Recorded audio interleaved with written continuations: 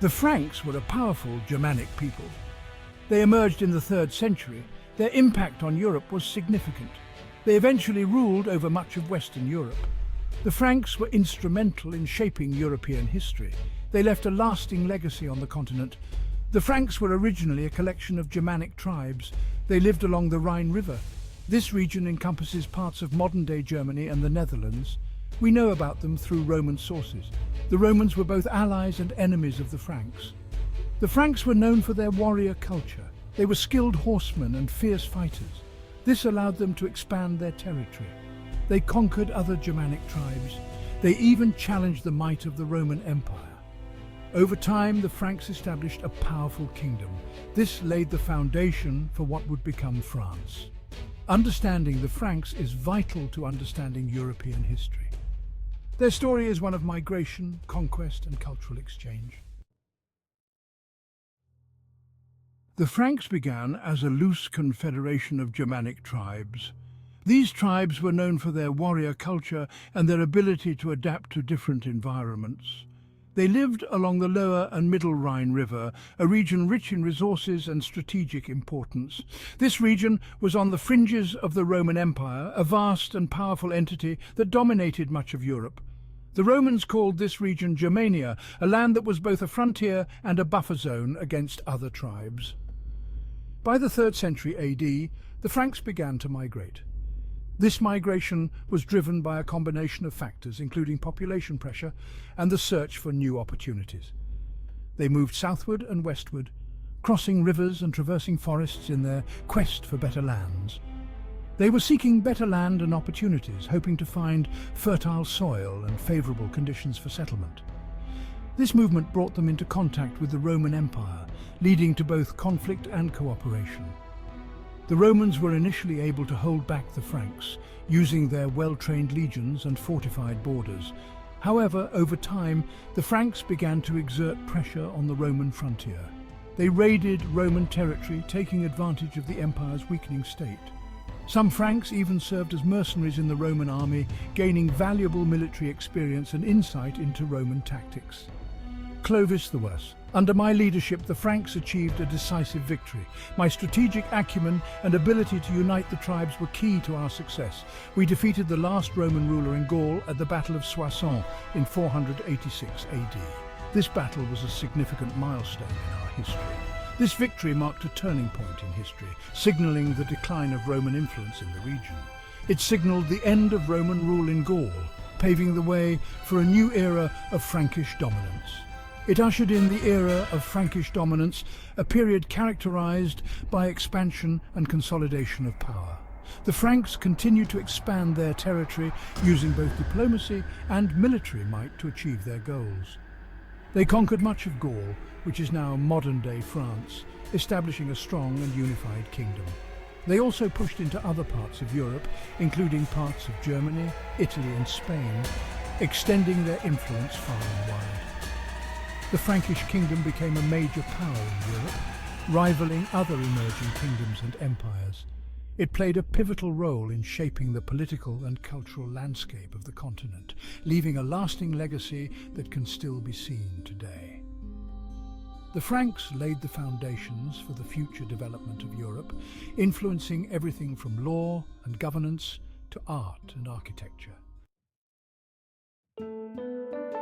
The Franks were a Germanic people originating from the regions that are now part of modern-day Germany and the Netherlands.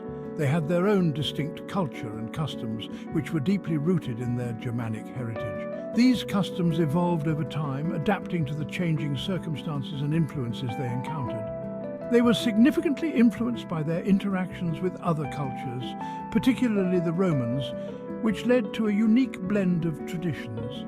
The early Franks were primarily farmers and warriors, living a life that was both agrarian and martial. They lived in small villages, which were often fortified to protect against invasions and raids.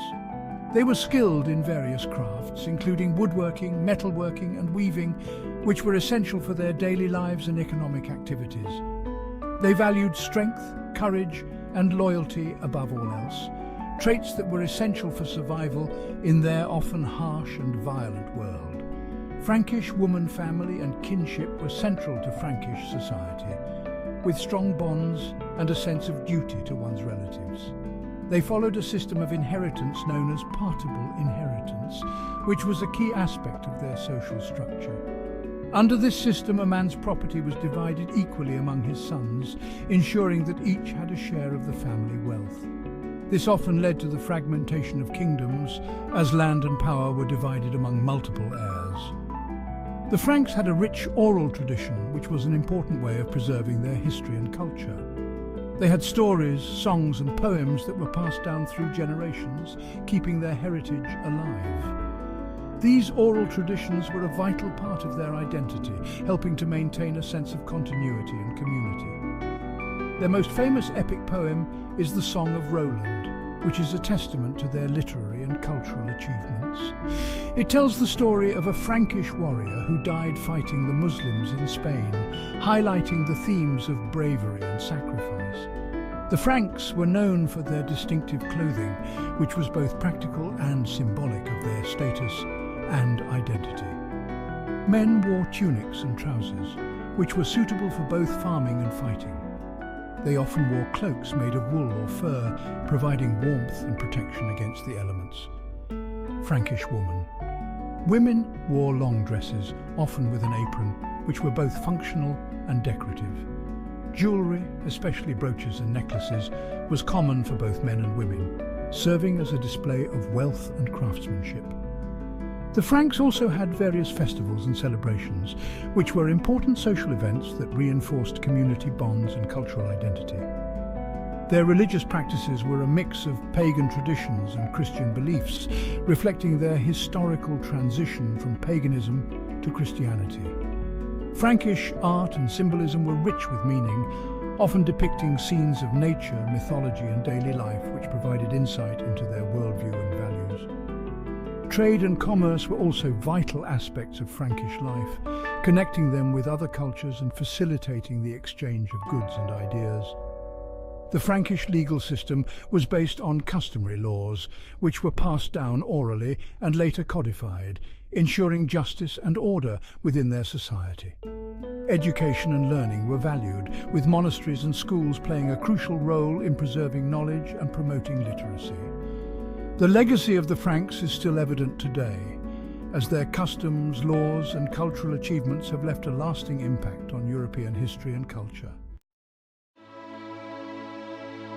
The conversion of Clovis Magnus to Christianity in 496 AD was a pivotal moment in Frankish history. Clovis converted for political reasons. He sought the support of the Gallo-Roman population, who were predominantly Christian.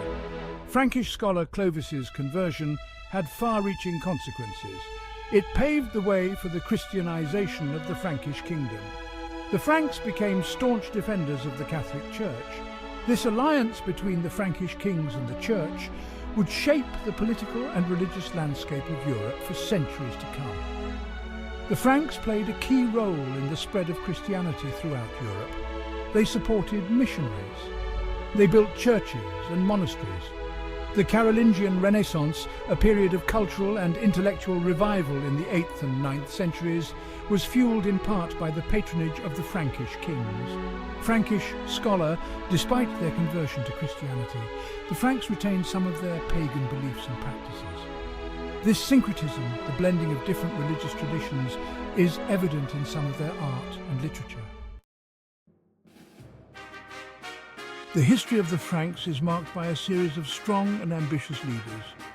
These leaders were not only warriors but also visionaries who laid the groundwork for what would become modern Europe. Their influence extended beyond mere conquests. They were instrumental in shaping the political, cultural and religious landscape of their time. These leaders played a crucial role in the expansion and consolidation of the Frankish kingdom. Through strategic marriages, alliances and relentless military campaigns, they managed to unify disparate tribes and territories under a single banner. This unification was not just a feat of military prowess, but also of diplomatic skill and foresight. I am Clovis I, and I reigned from 481 to 511 AD. My reign marked the beginning of a new era for the Franks, as I sought to bring stability and unity to a fragmented region. I'm considered the founder of the Merovingian dynasty, This dynasty would rule for over 2 centuries, laying the foundation for future Frankish and European rulers. I united the Frankish tribes and conquered Gaul from the Romans. This was no small feat, as it required not only military strength but also the ability to negotiate and bring together various factions with differing interests. My conversion to Christianity was a defining moment in our history. It not only solidified my rule, but also aligned the Frankish kingdom with the powerful Roman Catholic Church, paving the way for future alliances and cultural integration. Charles Martel, who reigned from 718 to 741 AD, although not a king himself, was a powerful Frankish leader. His influence was so significant that he is often considered the de facto ruler of the Frankish kingdom during his time. He is best known for his victory at the Battle of Tours in 732 AD. This battle was a turning point in European history as it halted the northward advance of the Muslim army. In this battle, he halted the advance of the Muslim army from Spain into Gaul, saving Western Europe from Islamic conquest. This victory earned him the nickname the Hammer and solidified his legacy as a protector of Christendom. Clovis I, Charlemagne, my grandson, reigned from 768 to 814 AD. His reign was marked by unprecedented expansion and cultural revival. He was the most famous of all the Frankish kings. His leadership and vision transformed the Frankish kingdom into a dominant European power. He expanded the Frankish kingdom to its greatest extent and was crowned Emperor of the Romans by Pope Leo III in 800 AD. This coronation was a symbolic moment, representing the fusion of Roman, Christian and Germanic traditions. This marked the revival of the Western Roman Empire after centuries of decline. Under Charlemagne's rule, the empire experienced a renaissance in art, culture and learning. Charlemagne was not only a great conqueror, but also a patron of learning and culture. He established schools and encouraged the study of classical texts, leading to a revival of knowledge and education known as the Carolingian Renaissance. He promoted education and scholarship, leading to the Carolingian Renaissance. This period saw the preservation and copying of many ancient manuscripts, which might have otherwise been lost to history. He is considered one of the most important figures in European history, laying the foundation for the Holy Roman Empire and shaping the course of Western civilization. His legacy is still felt today, as he set the stage for the development of modern Europe and its cultural and political institutions.